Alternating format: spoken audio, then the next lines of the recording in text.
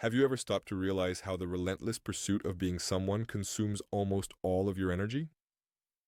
Since childhood, you have been taught that you need to stand out, that you need to build a solid identity, that you need to be recognized, admired, remembered. Society as a whole conspires to convince you that your existence only has value if you are someone special, someone important, someone who leaves an indelible mark on the world. But what if all of this were just an unnecessary burden?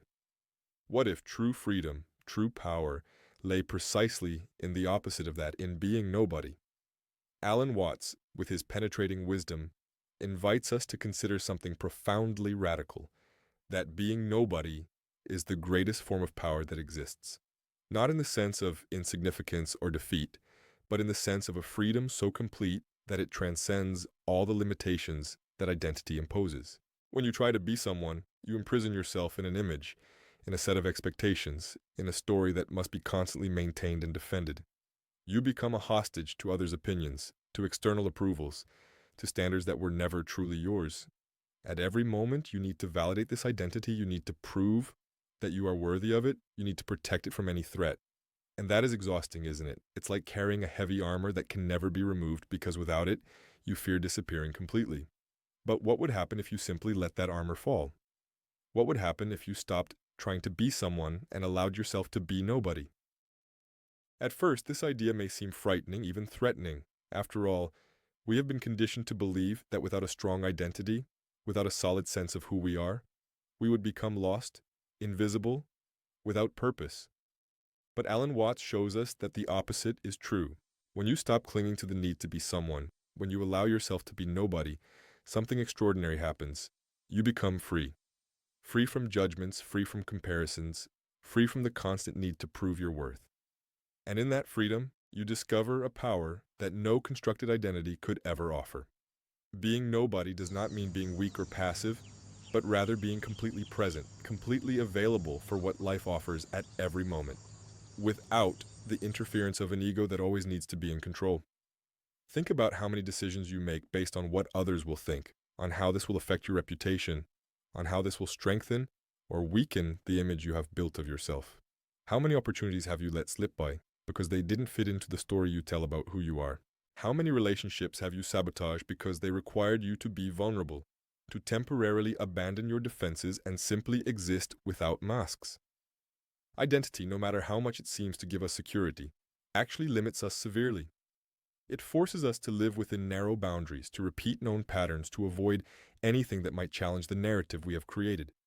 And the more we invest in this identity, the more rigid we become, the more resistant to change, the more isolated from the vast possibilities that life offers. Alan Watts often used analogies from nature to illustrate his teachings, and here it is worth considering one. Think of water. Water has no fixed shape, does not try to be something specific, does not resist the container that holds it. It simply flows, adapts, finds the path of least resistance. And precisely because it has no fixed identity, water possesses immense power. It can fill any space, it can shape mountains over time, it can sustain life in its depths. If water tried to be rigid, if it fought to maintain a specific shape, it would lose all its power. The same applies to you. When you try to be someone specific, when you cling to a fixed identity, you become rigid like ice, fragile and limited. But when you allow yourself to be nobody, when you flow like water, you discover that you can adapt to any situation, you can respond creatively to any challenge, you can be completely present in each moment without carrying the weight of the past or the expectations of the future. This is the power of being nobody, a power that does not come from building something, but from releasing everything that is unnecessary. And what is more unnecessary than the compulsive need to be someone important? Now, you may be wondering how this works in practice. How is it possible to live in the modern world, with all its demands and expectations, without a clear identity? How can you interact with others, build relationships, have a career, without defining yourself in some way? The answer is surprisingly simple. You do not need to deny that you have characteristics, talents, preferences, or history. Being nobody does not mean erasing your personality or pretending that you do not exist. It simply means not rigidly identifying with those things, not making them the center of your existence, not depending on them to feel that your life has value. You can play different roles in different contexts. You can express different aspects of yourself as the situation demands, without clinging to any of them as your true identity. It is like an actor who plays various characters, but deeply knows that none of those characters is who he really is. He does not lose himself in the roles, does not confuse performance with reality. And precisely because of that, he can be completely convincing in each role. Because he is not defending anything, he is not trying to prove anything, he is simply present, available, responsive. Being nobody gives you that same freedom. You can be a son, a father, a professional, a friend, a student, a teacher, without clinging to any of those identities as definitive. And in that fluidity, you discover a capacity for adaptation and creativity that the rigidity of identity would never allow. If you resonate with this message, if something within you is recognizing the truth in these words, please like this video so we can continue sharing these transformative teachings. And in the comments, write which city you are watching from. We would love to know where these reflections are reaching.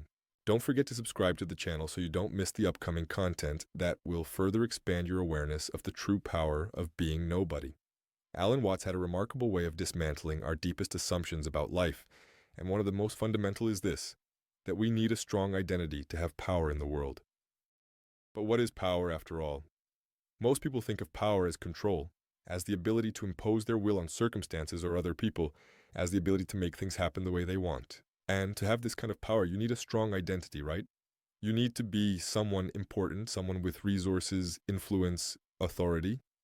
But Watts shows us that this type of power is in fact quite fragile. It depends on external circumstances, on resources that can be lost, on relationships that can deteriorate, on reputations that can be destroyed. It is a power built on quicksand, constantly threatened, always requiring maintenance and defense. The more of this type of power you have, the more you have to lose, and the more energy you need to invest in protecting it. It is a form of power that, paradoxically, traps you.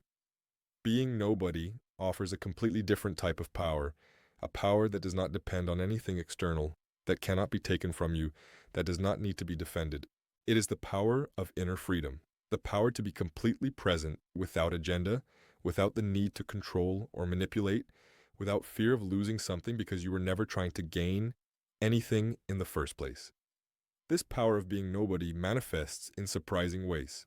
When you are not defending an identity, you become capable of truly listening, without filtering everything through your opinions and prejudices. You can be present with another person in a way that is rare and precious, without constantly comparing your experience with theirs, without planning what you will say next, without judging or categorizing.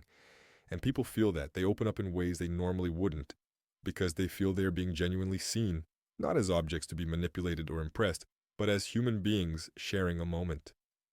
This is real power, the power to create genuine connection, to touch someone's life in a meaningful way, and it is only available when you are not busy trying to be someone important. Similarly, when you are not tied to a specific identity, you become immensely creative. You can consider ideas that contradict your previous beliefs without feeling threatened. You can explore new possibilities without worrying if they fit into the narrative of who you think you are. You can change your mind without feeling that you are betraying yourself. This mental flexibility, this openness to the new, is where true innovation and growth happen. And it is only possible when you let go of the need to defend a fixed identity. There is also a profound relief in being nobody, a relief that perhaps you didn't even know you were seeking. The constant pressure to maintain an image, to live up to your own expectations and those of others, to be consistent with who you were yesterday and who you promise to be tomorrow. All of this creates a chronic tension that you may have become accustomed to carrying. It's like a background hum that never stops, a low-level anxiety that permeates everything you do. When you allow yourself to be nobody, that hum finally ceases. You discover that you don't need to defend anything, you don't need to prove anything, you don't need to be consistent with anything. You can simply be, moment to moment, responsive to life as it unfolds, without the overwhelming weight of an identity that needs to be maintained. And in that relief, you find a lightness, a spontaneity, a joy that has long been absent. The simple things regain their grace. You can laugh at yourself without feeling diminished. You can fail without feeling that your essence is being judged. You can experiment without the fear that a mistake will define who you are forever. This is the freedom that Alan Watts was pointing to, The freedom that comes from recognizing that you were never really someone in the first place, that this identity you have defended so fiercely is merely a construct, a story, a mental habit that can be let go of at any moment. But let's be honest, letting go of this identity is not easy. There are deep reasons why we cling so tightly to the need to be someone. From a very early age, we were taught that our survival depends on it. As children, we received love and approval when we behaved in certain ways, when we fulfilled certain roles, when we met expectations, and we internalized the message that without this approval, without being someone that others value, we would be in danger. This programming is deep, operating at levels we do not always consciously recognize. And so even when we intellectually understand the freedom of being nobody, we emotionally feel resistant, even terrified by the possibility. What would happen if I really let go of everything? Would people still love me? Would I still have purpose? Would I still know who I am? These questions arise forcefully, and it is important to acknowledge them, not to try to suppress them or pretend they don't exist. The journey to being nobody is not about denying these concerns, but about gently investigating them, about discovering whether they are truly valid or if they are merely echoes of old conditioning that no longer serve your greater good. Alan Watts often spoke about the difference between the ego and the deeper consciousness that we truly are. The ego is this construct, this identity we create, this story we tell about who we are. And the ego is always afraid, always defending, always trying to prove its worth, because deep down it knows it is just a construct, that it has no real substance. But beneath the ego, there is a consciousness that simply is here, aware, present, without needing to be anything specific. This consciousness is not afraid of being nobody, because it is not limited by any identity. It is the very capacity to be aware, and this capacity does not need external validation, does not need to defend anything, does not need to be special. It simply is.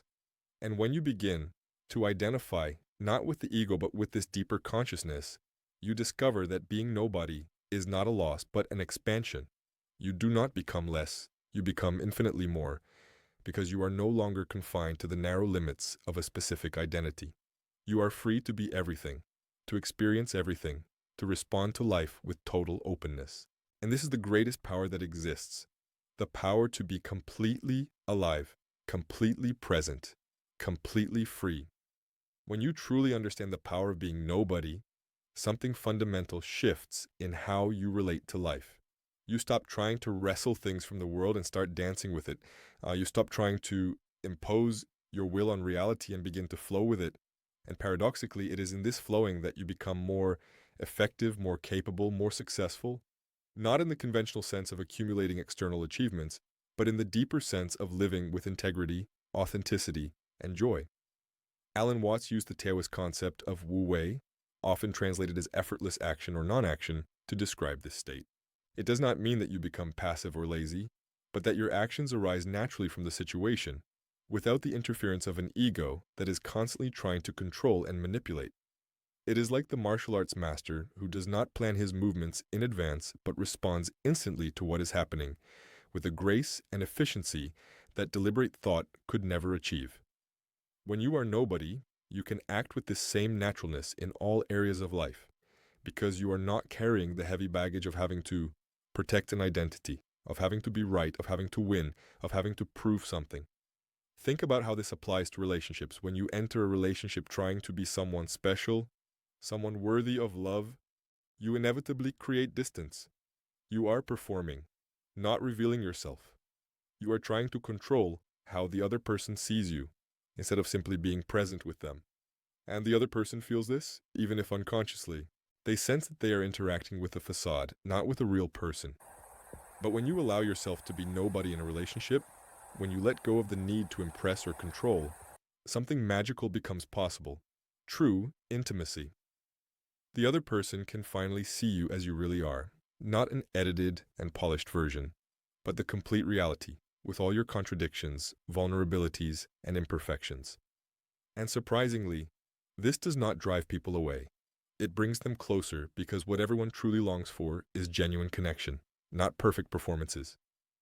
When you are nobody, you offer the people around you the permission to also be nobody, to let go of their own masks and simply exist without pretense. And in those spaces of mutual authenticity, the deepest and most satisfying relationships flourish. The same principle applies to work and creativity. When you are trying to be someone important in your career, you make decisions based on how they will affect your reputation, your status, your professional image. You avoid risks that could make you look foolish. You cling to methods that worked in the past, even when the situation calls for something new. You compete instead of collaborating, because allowing others to shine feels threatening to your own position. But when you are nobody in your work, you become free to focus on what really matters: the task itself, the contribution you can make, the solution that needs to be found. You can admit when you don't know something because your identity does not depend on being the expert. You can ask for help because you don't need to prove that you can do everything on your own. You can experiment with unconventional approaches because you are not worried about protecting a reputation of always being right. And ironically, it is in this state of non-identity that the greatest creative contributions happen, because you are responding directly to reality, not filtering everything through a defensive ego. Alan Watts would say that you are allowing the creative life to flow through you, instead of trying to force it to conform to your personal will. There is also a profound spiritual dimension to being nobody that cannot be ignored. All great spiritual traditions, in one way or another, point to the need to transcend the ego, to go beyond limited personal identity to discover something vaster, more fundamental.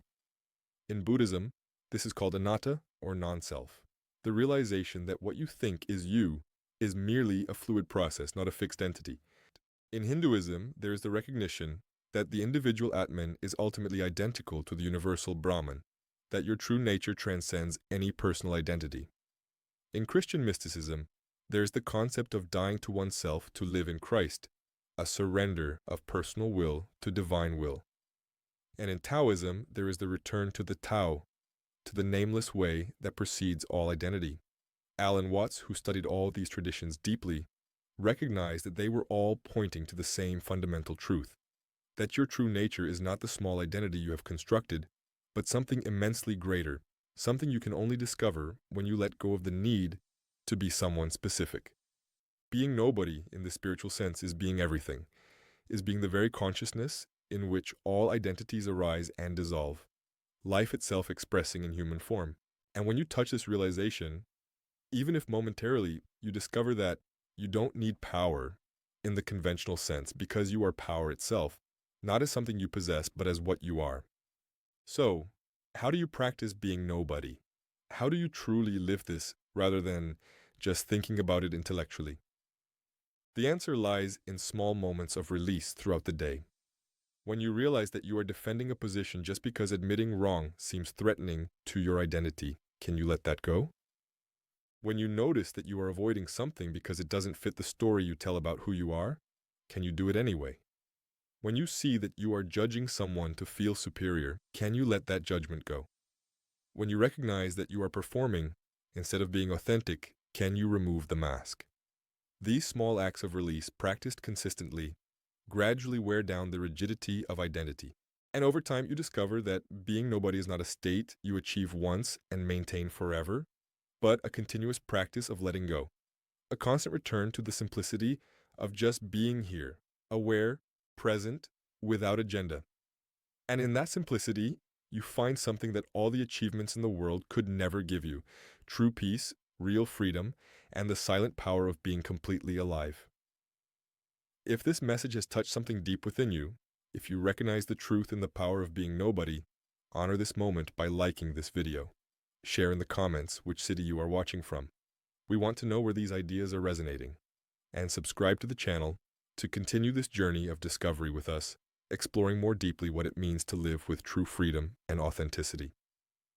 Being nobody is the greatest form of power that exists, and you already possess that power. Now it is just a matter of recognizing it.